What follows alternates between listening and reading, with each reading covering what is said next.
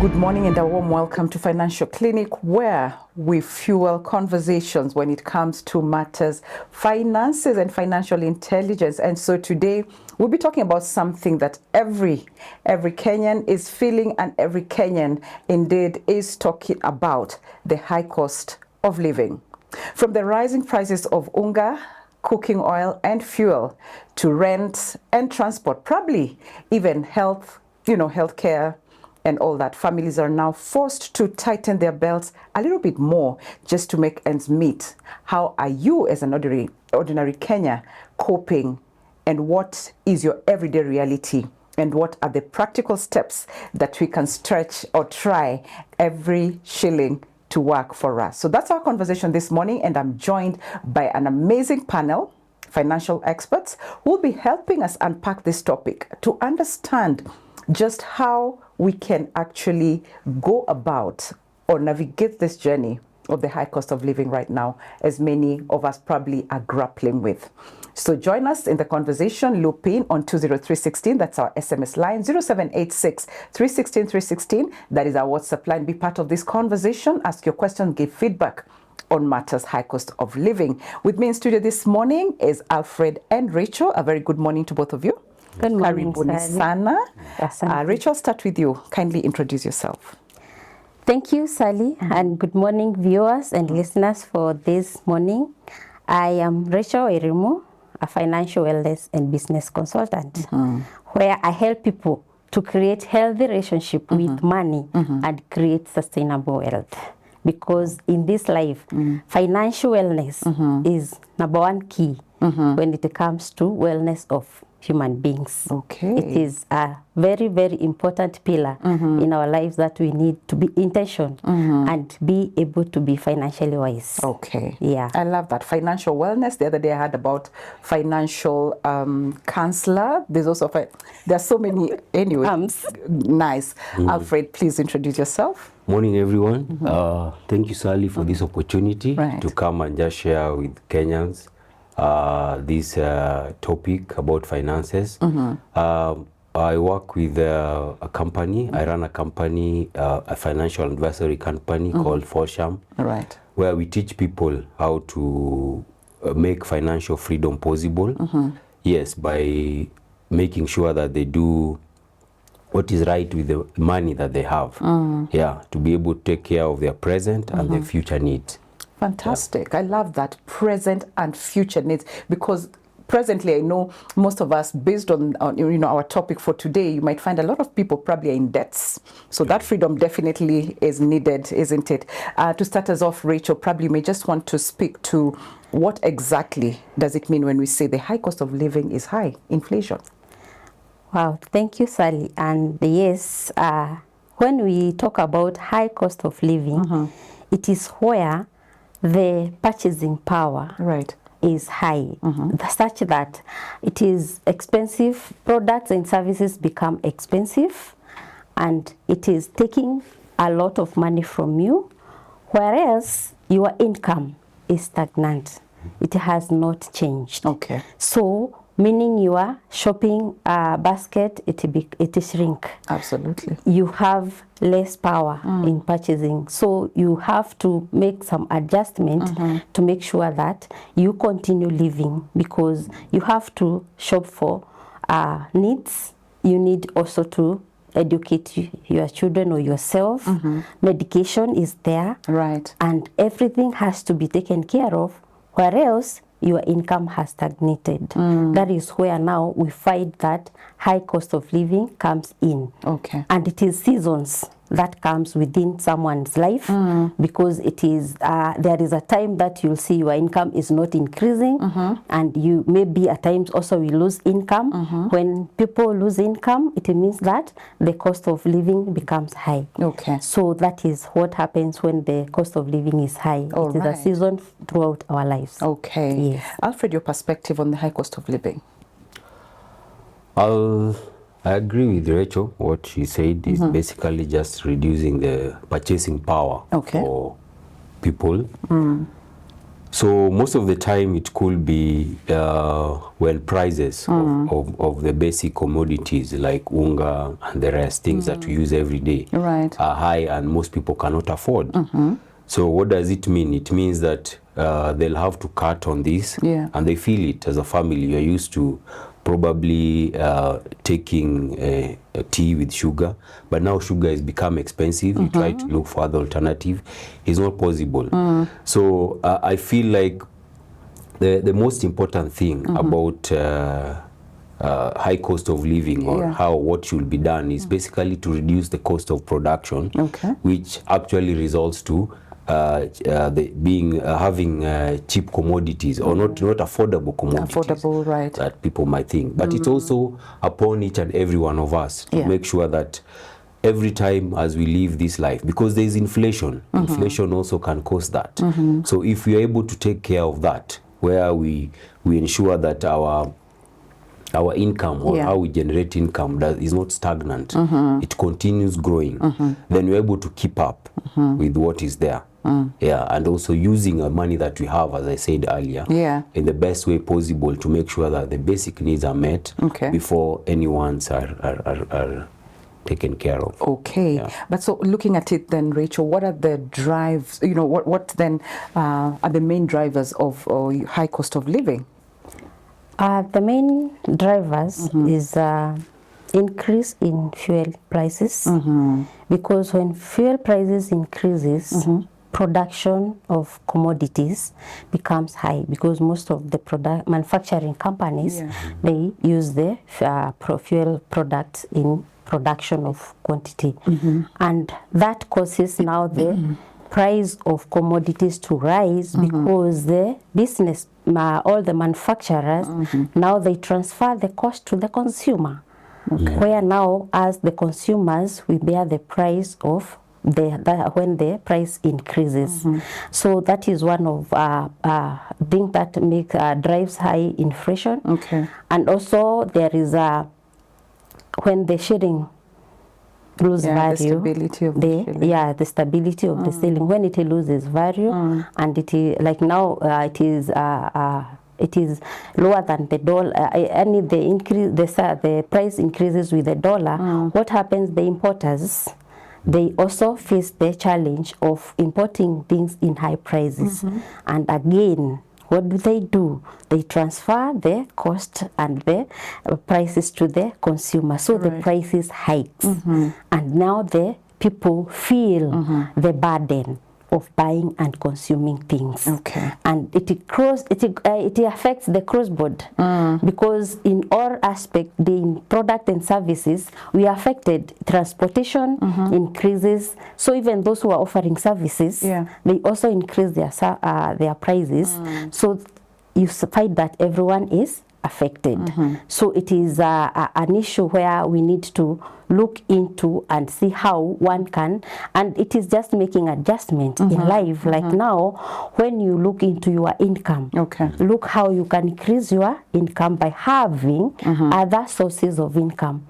We usually advise you, as we grow, to have several streams of income from different industries. Not that you have a business and you are running a business in hospitality, you retain the line of hospitality, but diverse also to transport, diverse to services, so that when one line is affected, you have the other line. For example, if the transport is affected, then you have the farming lifting you up, so that you are able to balance off the life. And the good thing, Sari, is to start early, because inflation, it's something that keeps coming, going up, going down. So those are the seasons in life which will always be there. That is why as early as we start our life, we are supposed to know how we know how our income, where our income is coming, where we are spending our money, how we are saving. That is a rule of that, where we are supposed to start it as early as possible. So being intentional on financial matters about your life, as early as you start earning or you start interacting with money, is very important, because inflation will always affect us. Even world wars, pandemics, they affect our because we import from these other countries, so our import affected. Like now when we had the war in Russia, Ukraine. Yes, yeah. It affects because we import wheat. Right. Then that transportation becomes a challenge. Then the prices rise because the commodities, the demand is high, but the supply is low. Okay. So what happens to those who have? They raise the prices to meet the demand, Okay. causing inflation now to rise. So we should always prepare ourselves for that. Okay. Yeah. So having different streams of income, very important point that you've mentioned right there. But you've also spoken about savings, Alfred. Rachel has talked about savings, but probably someone watching out there and in the space that people are in right now, you don't even have much to save. And so how do you go about that? The little that you earn, probably even not necessarily in the orange economy or the gig economies, even people who are just in the, proper employment, then how do you save? And you're just stagnating at some point. Yeah, I know things can be difficult at times, but for me, what I'll say is that savings is not an option. It's a must for everyone. Simply because that is the only time you pay yourself. If you look at all these other things that we do, if you look at someone paying rent, the money is going to the landlord. If you look at buying sugar or buying all these things, it's actually, you're paying other people. Everything that you do is money giving out. The only time that you give yourself or pay yourself is actually when you save. Because that is the portfolio you are creating for your future needs that you might have. It's actually an asset to you, because I believe when you save in the future, that money will help you generate income, which is passive income. Currently you have active income. At that particular time, when now you are tired and you can't do, or when you have those needs, you're able to accomplish. So what I'll say is that as much as things are hard, it's important for each and every one of us to ensure that whatever little I have, I can use a percentage of it. And I'll tell you that the best way to look at it is the 50-30-20 rule. Where you put your 50% of your income on the needs that you have, 20% could be savings and debt, and then 30%, then 20% now is wants. And you see, if you are able to do that, you're able to control. Because sometimes we say we don't have money, but it's simply our lifestyle.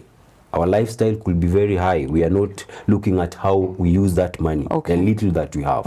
And if we can organize and budget and say, this money I'm getting as little as 20,000. So someone will tell you that I'm earning 50,000, but I can't survive. But look at that person down there, the Mama Mboga, who's probably getting 1,500 shillings every day. They can still survive. They can still pay school fees. It's basically prioritizing what they use the money for. Yes, and saying that, okay, I know I need to pay these fees. So out of this 100 bob, let me put 50 shillings aside, and I'm able to do that. And you see, with that budgeting and planning, they'll not actually impulse. They see that something, they say, no, this one money is for this particular purpose. If I don't pay fees or I don't put it aside for these fees, I know my child will drop out of school. And that's how you allocate your money, to ensure that there is something aside that is for that particular need, which is the same as savings. So I don't think we have option out of savings, because if it doesn't catch up with us now, in future we'll have to bear the consequences. So no matter how much you earn, however little or more, then it is a must for someone. It is a must. And you see also, as Rachel put it, it's also good to try and look for extra source of income. If you see you're very much squeezed. We have talents. People are not monetizing the talents that they have. You can go online, do something that will generate you more income.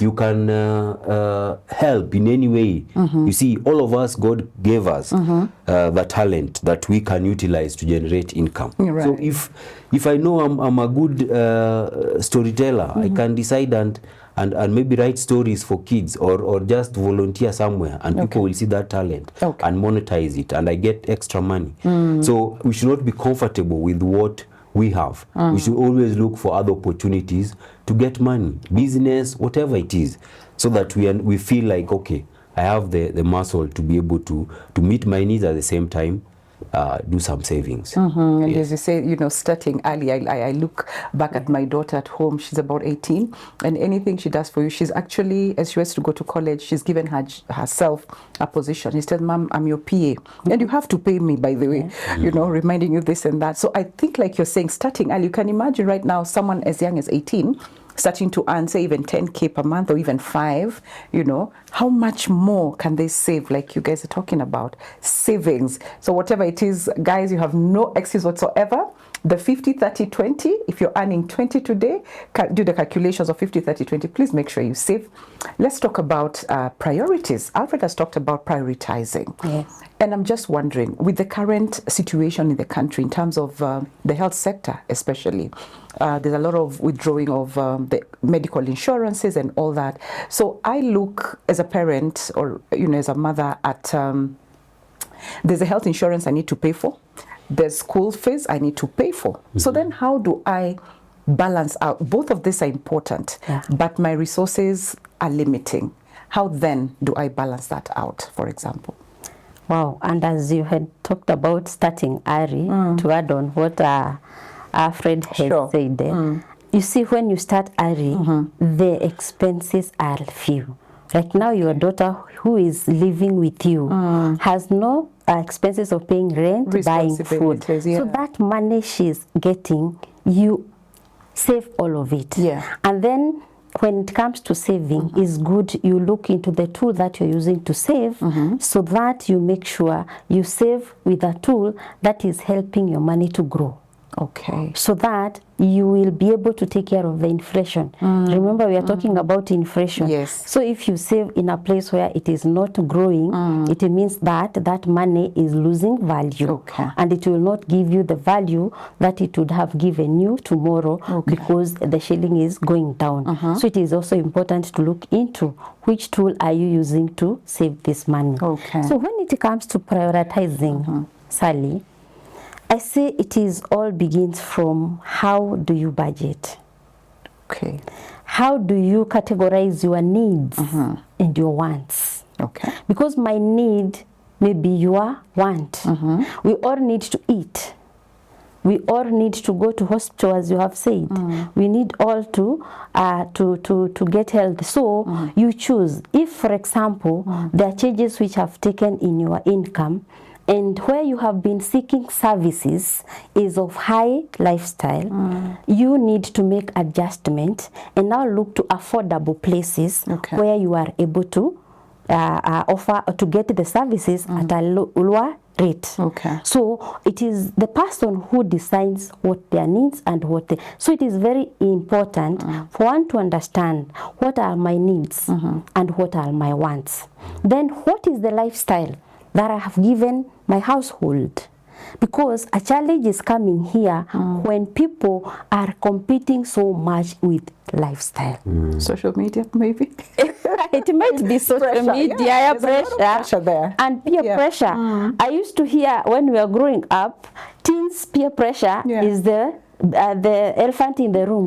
But you know what? Family peer pressure is the worst, because families is like competing. Who is driving the machine? Who is living in the that estate?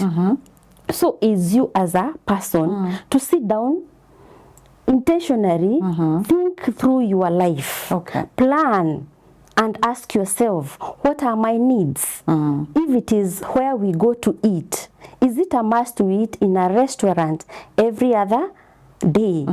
Can we adjust to cooking food at home and being able to go out maybe once in a month?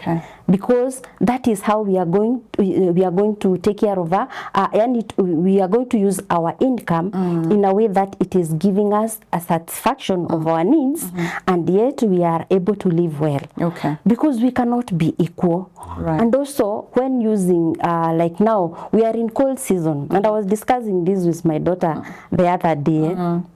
Because in this season, why should the fridge be on? we are cooking food, and this food can stay overnight to be taken the following day. And we agree, because we have food that, okay, I know people at times they say they don't eat leftovers, but the food has, we cooked a lot of food dinner, and it is left like now ugali. And in the morning, why should we buy a bread instead of taking tea with this ugali? Yes. And my son, okay, my daughter could accept it, but my son was like, no, mom, we need to go for bread. And I'm like, no. And even the tea we are taking today, we are taking without milk, because we are eating health. So we are not taking milk. I'm going to do the concoction. So my son is like, you have been having flow, the running nose. So this concoction is going to help you to take care of that flow, and you are going to be healed. So look through. What are some of the practical adjustments you can do? So switch off that fridge, and your electricity bill will be lowered. But now, looking at what Rachel is saying, Alfred, for example, switching off the fridge, because we want to also give solutions to our audience. So there's a fridge here, or a freezer, and also we're trying to cut costs, isn't it? Does bulk buying help? And if it does, then how do you store these things? So is it a careful balancing act, or how then do you go about that? I think bulk buying is very, very important. The first thing is that, you see, when you're bulk buying, I believe you'll go to a wholesale shop. Yeah, where you buy as a bunch of, if it's a unga, that bale of unga. So you'll definitely cut cost instead of going to the supermarket and buying one by one. The second thing is that, you see, all of us are prone to impulse buying. Once I go to that supermarket, and these guys know, they'll always put something that is attractive, especially towards the counters. So when I go there, I remember, oh, I need this. Oh, this is there. So you'll end up buying so many things unnecessarily. You see, so when I buy bulk, I'll definitely save the impulse part of it and the cost aspect of it. And then I'm able to most of the things that we buy bulk are these dry stuff. Yeah, they're not necessarily meat or something that are perishable, because those ones we can actually decide and say that that butchery next door is what I'll be buying whenever I need meat. Vegetables, you can always. But for planning purposes, isn't that already you factor that into your, because you can imagine if we plan we're eating meat this week, for example, or chicken, then it happens I don't have money. How does it work? Because I see people even doing, probably buy chicken for the 3 days, or, you know, I hope someone is listening and they may ask or tell us how they plan their meal buying and all that. But, you know. Yeah, you see, when you have your money, as we said earlier, it's important to budget. And when I budget, I should be able to know that this is money for meat, these are money for vegetables. What does it mean? That money, if I don't allocate it for that and put it aside for that particular purpose, then it means that if I use it for other thing, it means I'll not have meat, or I'll not have vegetables. And that's why it's important to, when you're budgeting, you're able to put money and even have a way of making sure that that money goes towards what it was purposed for. And that's why people also have what we call expense day. Where at the end of the month, I say I earn my income on 30th of the month. When it reaches 5th, I've allocated all my money to all the places they're supposed to be there. So what I remain with is actually for recurrent expenses. So if one of the recurrent expenses is basically food, and this is a food that I can't probably buy in bulk and store. As you said, you want to save on electricity, so I'll not have to, I don't want to refrigerate these things, so I'll be buying them and say. So I can easily say that, put money in an envelope and say this is for meat, this is for chicken, this is for vegetables. So the moment, since I don't have any other money the moment I'll take that money from the envelope for food, and I use it to buy another thing, it means that that day or that week or that month, our intake for chicken is gone. So I'll have to bear the consequences. So that is actually a way of trying to minimize impulse buying. So I'll use the money for that particular purpose. Another thing that people, and a very interesting line that people should always adapt is what we call delayed gratification. You don't have to to have everything at the moment. As she said, most people do it because others are doing. Yeah. You see, but you can decide and buy and use that VITS, and one day you drive a Lexus L 600. You see, because at that time you can afford it. Yeah. But most of us want to make sure that we even borrow for us to satisfy. Get into debt, and get into debt to satisfy a particular need and to be at the same level with other people. Right. So we should always learn to have that delayed gratification. delayed gratification mentality. I know that one day I'll be able to afford it and comfortably afford it. For now, it's not possible. Wow. Yeah. Okay. Thank you so much for the feedback that you are giving us this morning. Amazing, amazing feedback right here. And already we are seeing a lot of, feedback. Someone is asking a question to my panel this morning, the expert, and someone is saying, good morning, Family TV. As an ordinary Kenyan, a hustler that trying to make ends meet, what would be their advice on how to come out of debt, especially using mobile apps? The elephant in the room. It's like a vicious cycle leading to betting for me, And then also he's saying, and what short-term and long-term ways can I use to, shoulder to burden the burden on my household? Probably, I think, there was a bit of editing there. So let's talk about how to come out of debt, especially using the mobile apps. Rachel, I'll start with you. Thank you, Sari. And as one of us has asked, yes, debt is one of the things that is giving people headaches. Yeah. And how I take it is, and how I advise is people to know themselves. What is your mindset about money? Yeah. What are your habits? You need to understand your money habits for you to be able to know exactly what are your priorities. Okay. Then when it comes to debts, why are you taking these debts? That is a question which we don't ask ourselves so many times.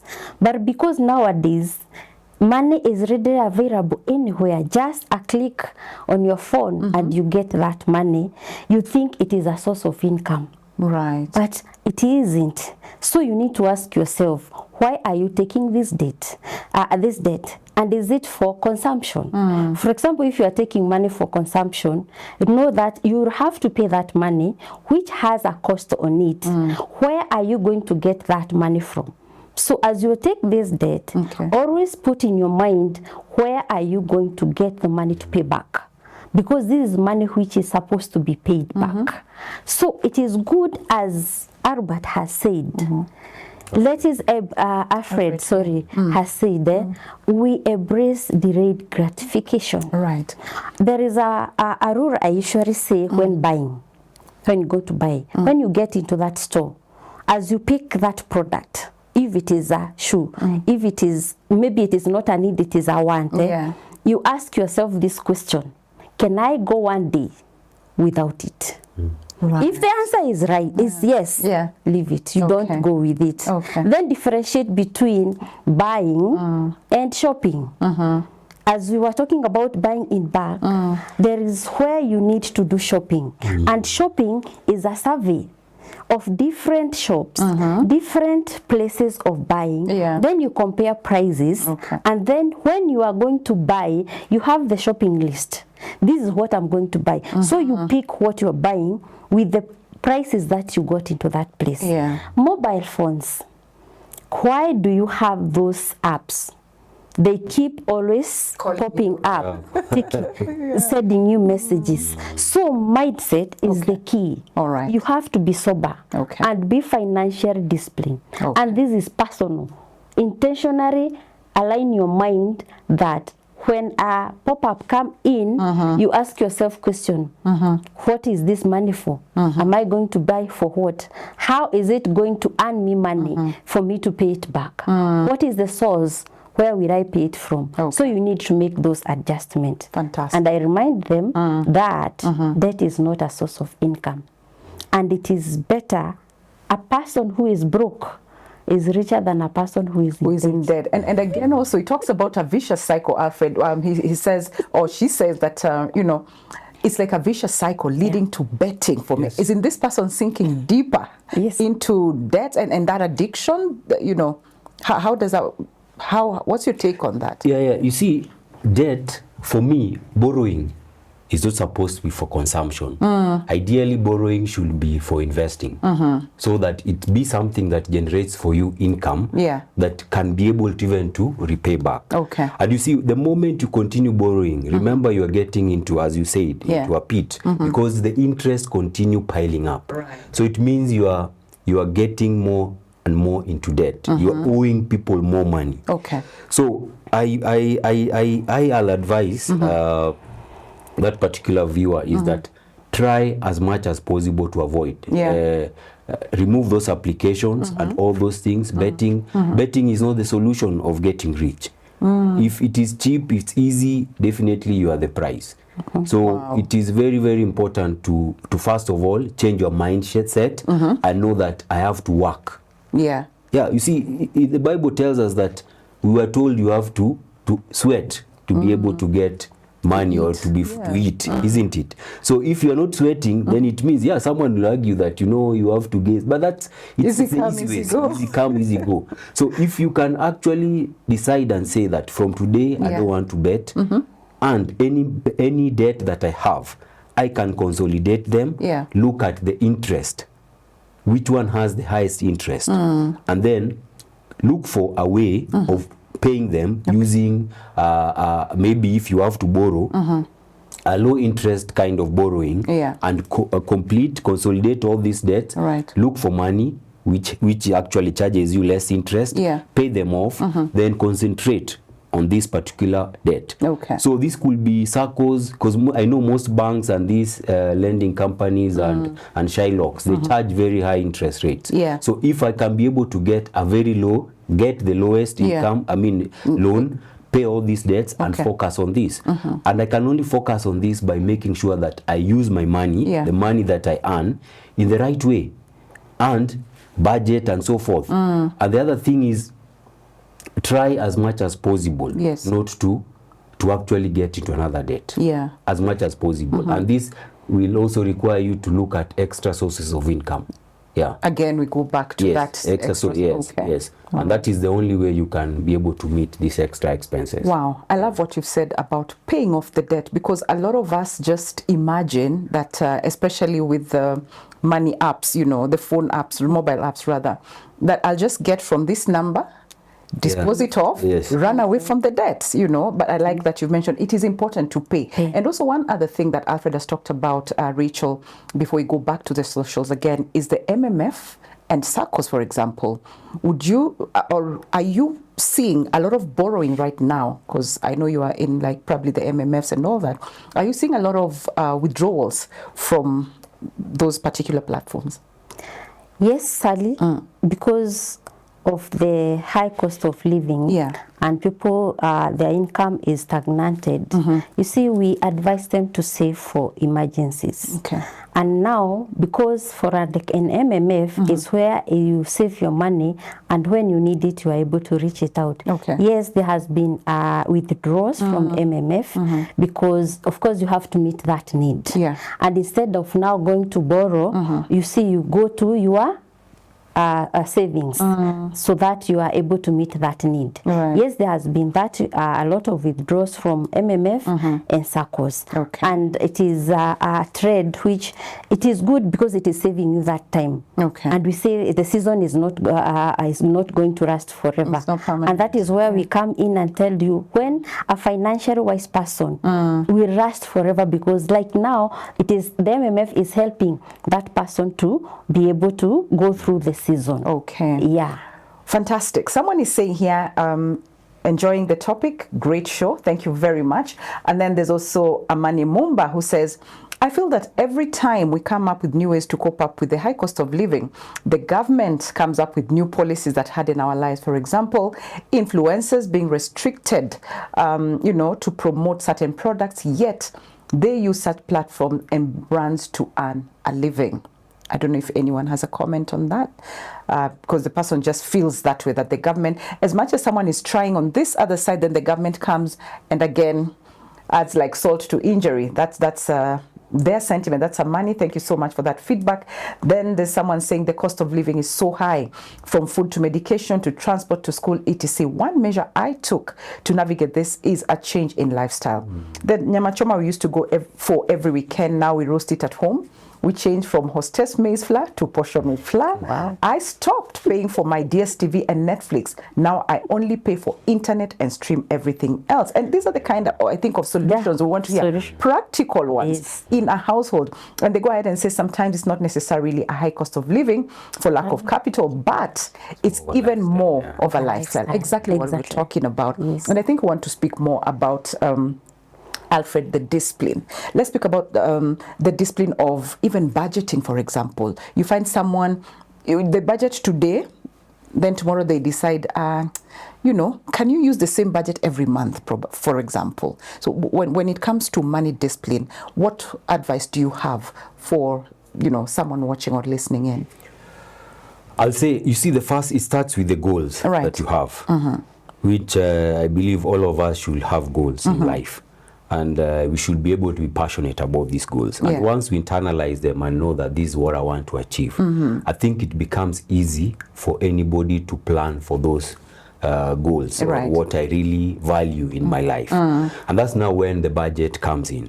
So that when I get this money, it's able to be reflected in my budget, things that I want to achieve, the goals that I want to achieve. If I want my children to go to this kind of school, if I want to live in this kind of place, if I want all these things. So once it comes from inside me, and I realize these things are very important to me and my family, then I'll be able to make sure that every month when I get my money, I'm able to put them I'm able to allocate that money for this particular goal, and that helps in the discipline. And depending on who you or at what level of life you are in, you could be a couple or you could be just someone. It's good to have an accountability partner, and so they'll be able to keep you in check, and you tell them we budget together and say this money goes. And as I said earlier, put a deadline for using your money, because once money is with you, it means that you can use it anyhow. But if I don't have it, I'll be very careful how I use what I have. Because if I know I only have in my WhatsApp, in my M-Pesa, I only have like maybe 100 shillings. It will be hard for me if people are going for lunch for 300. It will be hard for me unless someone is buying for me. But if I have that 2,000, 3,000, I can say, let me buy lunch today. I was supposed to do this, I'll do it later. Or I'll look for money to do it. So that discipline of making sure that I put money where it belongs at the right time will also be, it's very, very important. And some other ways is also putting standing orders and in my bank account to make sure that this money is allocated the right way. So it reaches 5th, you are scared, my bank, it will bounce, and probably I'll get charges. So what will I do? I'll make sure that particular time there's that money and it's taken away, and now I don't have it. If I need any other thing, I'll have to look for another way, another source of income, and so forth. So when you don't have you're safer probably when you don't have the money is allocated to the right things that they're supposed to do. Definitely, absolutely. And I remember something very important you mentioned once that you were here sometime last year, and you said if you don't name your money, then it will just go it will fly away. Like on the road, you can't call someone, that's not your name, until you say Rachel, then you return. So that's something really I remember like very important to me when it comes to matters naming money. Rachel, practical examples. You've talked about probably switching off the fridge because during the cold season. Any other thing that you as a person, as a financial advisor, do in your own personal space just to beat this high cost of living, and probably in terms of even fuel, in terms of food, like what you was talking about, is it better to pack food from home? Those very practical examples, like what one of our listener viewers has just talked about from your own experience. One thing when it comes to budgeting, I track every shilling. I have an app which is called Expense Manager. So every day I track what I spend my money on. Then by the end of the week, I sit down, I get that data and analyze where is my money going? Then I ask myself a real question. If most of my money is going on transport, right, I'm using a lot of Uber link. Is it possible for me now to join and use the public means? Maybe I use Matatu so that I can reduce this transport cost. Yeah. If it is buying, like now buying milk every day, is it possible for me to buy that milk in bulk? Okay. I go to wholesale because I have known in my house I spend how many packets in a week. So I can buy it in bulk in wholesale and buy a carton which will take me for 2 weeks.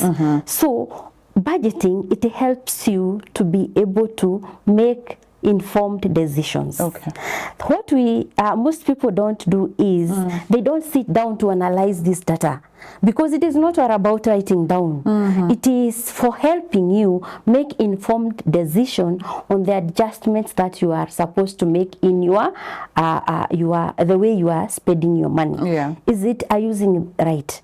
And as someone has said, yes, it might not be about the high cost of living, but the lifestyle. The lifestyle that you have given yourself. Have you is it affordable? Or are you doing it out of pressure? Okay. So adjust and ask yourself those questions. So I must be very intentional to call myself a meeting weekly, just the way we run our businesses, where we have board meetings, where we call those meetings to look into the budget and we stick to that budget. Okay. I usually say, Rachel, I am myself the first business. Okay. So I must also call myself in a meeting, analyze my finances, ask myself those questions. This is where my income is coming. How can I increase it? What I can venture into? Right. This is my expenses. How can I reduce them? How can I combine them? Okay. And one thing, when I was thinking through about this topic, Sadi, that came into my mind is about contentment. We have so many people who are not content with what we have been given. And you see, resources are given to us by God. Yes. And we are given to manage, not to own. But what happens, we think we own them. So you hold so tight to them such that then there is no room for you for expansion. Okay. So one thing I've come to realize, it is you yourself asking yourself, why has God given me these resources? Okay. How am I supposed to use them? And it is for the purpose of God. So it is also good to be practical in analyzing our life and making informed decision. Fantastic. Yeah. You've actually talked about what my colleague spoke about this morning, being contented. That was the topic for this morning, with whatever you have, and I appreciate that you actually, it's like you're listening in. Now, let's go back to the social. Someone is asking, Alfred and Rachel, kindly ask the experts to expound more on the CRB clearance and the new rule to keep people in CRB for 7 years after clearing. Does anyone of you Yes, I can respond to that? Respond to the viewer. Yes. CRB, Credit Reference Bureau, is a platform for lenders. Okay. Where when they lend money, they put your data there. And every other person who is lending is able to see your behavior, your character. So CRB gives your character. Yes. How do you borrow? Do you pay back? So everyone who borrows from an authentic formal lender, they all put your data at CRB. Okay. Because that is where they go to look for your character. When we are giving credit, there are those C's we look into, and character is one of them. Yeah. So how will they know your character, whether you are a good borrower or a bad borrower? Is that where your information goes to CRB? Now, when you clear, and why are you clearing? Is because you have not been paying. Because if you have been paying, they will see you are a good borrower and you have a credible character. So they will give. Thank times are hard, you should not run away when you have borrowed. Yeah. You should approach your lender. Have a negotiate. You can make adjustment on the interest rate. You can make adjustment on the repayment installment. There are so many solutions. The problem is you running away. Like the way you have said, you have borrowed from this app, you have borrowed from this app, and you have drawn that line, thinking that you have run away. No, your information is there. So it is the rule, the 7-year rule. Yeah. Yes, they keep that data to show how you have been. Yes, you've cleared, but you have started borrowing. Have you been paying? Okay. So it helps those who are lending to determine at what extent they can extend your loan. Okay. So what I tell people about CRB, by the way, there is nothing like that you be removed from CRB and forgotten, because that is a data which is showing how you have been borrowing. Okay. Every time you borrow, be assured that your name is in CRB. Somewhere. Because of time, probably Alfred, we'll talk about, because you're in business, like you said, you have a company. So what are some of the coping strategies right now for businesses to just stay afloat, you know, with the high cost of living and the inflation? Some strategies probably to business people out there. It's not very easy to stay, as in to continue the way things are. Yeah. But I think for now it's just a change of mindset, and just try to make sure that whatever little you have is managed well. Yeah, and some of these things is actually just the same as Rachel said. You're the first business person, so it means that even businesses are run as you run your personal finances. So what you're saying is that yes, you have to be aggressive in looking for business. As much as it's a bit hard, as people are saying, but you have to increase that effort to make sure that you get more business. And then with the income that comes, then you have to really manage it well and look at the priorities that you use that for, and try to avoid any unnecessary expense. Make sure that you pay your taxes. You make sure that you pay every bill on time, and now it avoids to avoid more pressure. So it involves a lot of cost cutting, to ensure you stay afloat. Fantastic. Okay, as we end, and probably that will be your parting shot. Would that be okay? Cost cutting in businesses. Rachel, in 10 seconds before we wind up. Yeah, in the current season we're in and in the world, there is so much doing digital business. So it is good to re-strategize, which it is what is keeping people moving on. So be innovative. The truth is, cash flow is very key in business. So one has to re-strategize every other day. Make sure that you are doing strategies well. And for sure, tough times may never last. But people who are financially wise, they last through all the season. So it's good for us, individually or in business, to be intentional about our financial knowledge and practice it. It is not about knowing, but what are you doing with what you have done? So what one has picked now, are they going to actualize and implement? Fantastic, Rachel. Thank you so much for that. You know, financial literacy, discipline, budgeting, and also saving. Even in the hard times, they say do the 50-30-20. It's a conversation you may want to just join also on our YouTube channel. Just check it out and get the wise tips and the insights that we've gotten from our experts this morning. Amazing tips right there. And as I always say, for free. When you get to see these people in the offices, trust me, you will pay quite some amount for that. So I want to say thank you to you this morning for just being part of this amazing conversation that definitely impacts your life, impacts your wallet, impacts your bank account in one way or the other. Please just follow those tips and manage it, and by God's grace, all will be well. I know a lot of people, there's a lot of feedback still coming in, but with that, then follow us on YouTube, as I had said earlier, and also remember to be part of this amazing community that has actually managed to bring you such amazing and educational content You can do that by being a partner. Send the word partner to 20316 SMS line or 0786 316 316. That is our WhatsApp line. And also, you can give your contribution or support through our pay bill number 316 316. The account number shall be your telephone number. For those with Cooperative Bank, as always, you can use the bank account number 01136 6000 799 100, and the account name is TBN Family Media. God bless you even as you purpose to bless Family Media. And with that, you come to the end of our show this morning. Thank you so much for being part of our support. God bless you and keep you. See you again tomorrow on Matters Relationship as we talk about building a purpose-driven marriage. It's going to be amazing because the couple that will be here, moto sana. God bless you.